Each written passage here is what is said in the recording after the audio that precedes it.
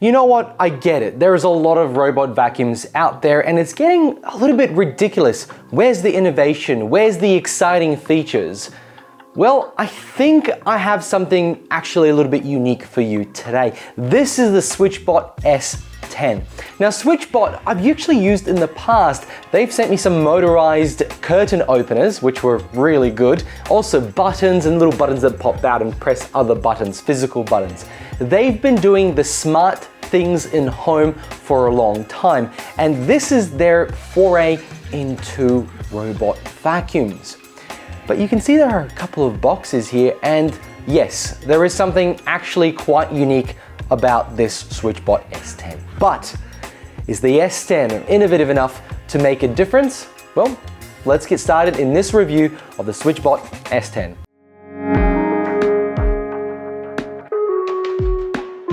Well, let's start with the features and functionality because I think that is the most unique aspect of this system. First of all, we've got the auto empty station. It has got 4 liters of storage, which is good for about 30 to 40 days, depending on how dirty and messy your home is. One big thing I like about this auto empty station, it's actually quite small. And the way it sucks out the dirt from here is actually a really large opening and not from the bottom, it is from the side, which means it doesn't have to go through the roller like some other systems in the past. That is a good way to do it because it means it doesn't get stuck with if it picks up some Lego or maybe something larger. Then we have the unit itself. It is larger than most, and a lot of people will not like that because it doesn't fit under couches or under tables as well as other robots. So yes, it's a little bit taller and gosh, it is so much heavier. It has an AI camera at the front, a LiDAR on the top, meaning it can navigate through pretty much anything. We'll get to that in a second because it's not the best AI detection, but that can be fixed with software.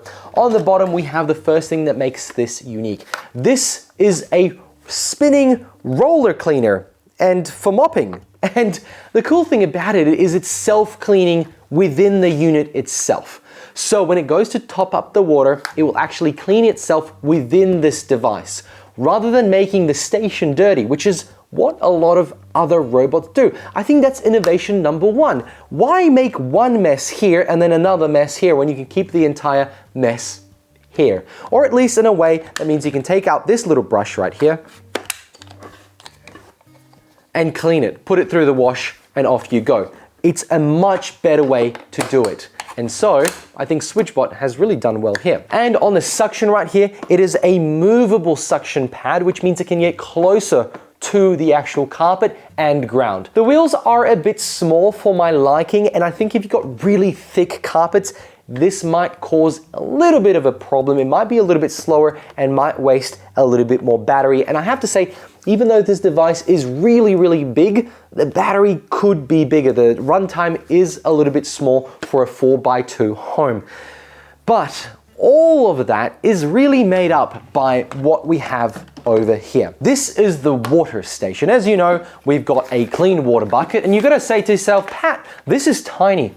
But wait, we're gonna put that to the side. This is a dirty water bucket. And again, Pat, it's tiny. But all that doesn't really matter because underneath all that is this. A fully plumbed in, self-emptying, self-cleaning water station. This goes straight into your water line and out to the sewage. And it comes with all the attachments, all the little adapters to make sure this gets plumbed into the entire world. This station right here needs no power. It's fully powered by the robot, and you can place this somewhere else in your home, like a laundry or bathroom. But is there a reason for you to buy this Switchbot S10 if you cannot plumb this in? No, I don't think so. This is a must for people who have a laundry or a bathroom or a kitchen where they can actually plug this in. Because when this is plugged in and you've got your little auto empty station around here, this is a fully automated and self-cleaning system. Aside from emptying this every 30 to 40 days, you can leave this running and mopping your home pretty much indefinitely.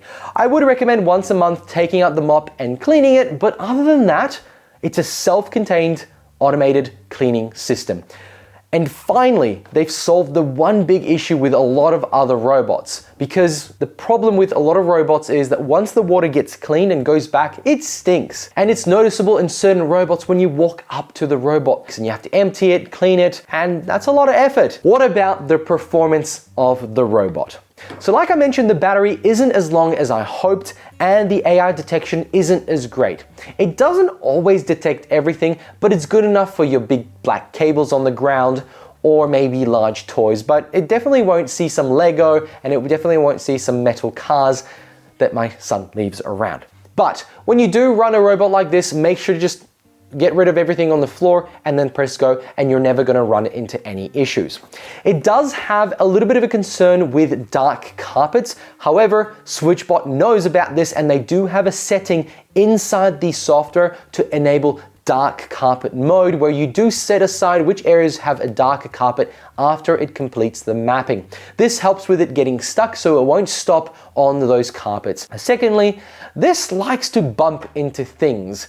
A lot of older robots used to do that a lot. It's not really a problem because the bumper is rubber, it won't damage anything, but I did notice that it did that a lot more than most other robots. In saying all that, the suction at 6,500 pascals is fantastic. It really does the carpets well. It has carpet boost, of course. As soon as it feels that it's on carpet, the suction goes right up. Now, the mopping performance, that is out of this world. That spinning mop in there, it does a really good job, and then it self-cleans as it cleans the floor, which means the dirt never dries or gets stuck to that mop. Then it goes back to its unit and cleans itself and cleans the water, the little bucket that's inside, and it does this as you set in the app. It does it quite often, or less so. Let's talk about the software. The best way to describe it is a no fuss, do what the robot needs to do. There isn't any special functionality. It doesn't have any fancy features or incredible UI. It's simple, it's to the point, and it does its job. That is the complementary part of it. The secondary part of it, it feels rather limited compared to all the other robots out there. I will admit that most robots that I've used in the past, I press play and it mops and vacuums, and that's it. And that's the same thing I do with the Switchbot. So I haven't noticed the fact that it's lacking all this functionality, because it has everything I need. So as a package deal, has Switchbot innovated enough to stand up against other vacuum cleaners? Well, I think first of all, they need to reduce the cost by getting rid of this right here. I don't think it's needed. I think this is something that if a person is looking at this product, they're going to be plumbing in this device right here, the auto empty station. Once that happens and the device is priced at just around $1,000 American dollars or lower, you have yourself a very, very good device. Yes, it's a little bit larger and can't get under certain things. The AI isn't as good as other systems, but can be improved with software. So my recommendation is this: a fantastic robot that if you can plumb it in yourself, or maybe you get a plumber to do it, you might have to consider that cost.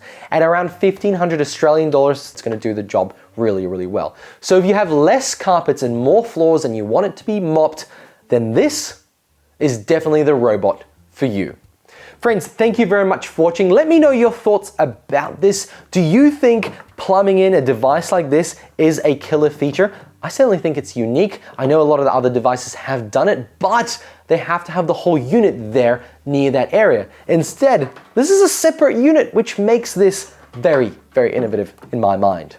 Big thanks to Switchbot for sending this for review. Make sure to check out the links where you can purchase this. Of course, Amazon affiliate links below. And make sure to like and subscribe. I'll catch you all in another one. Bye.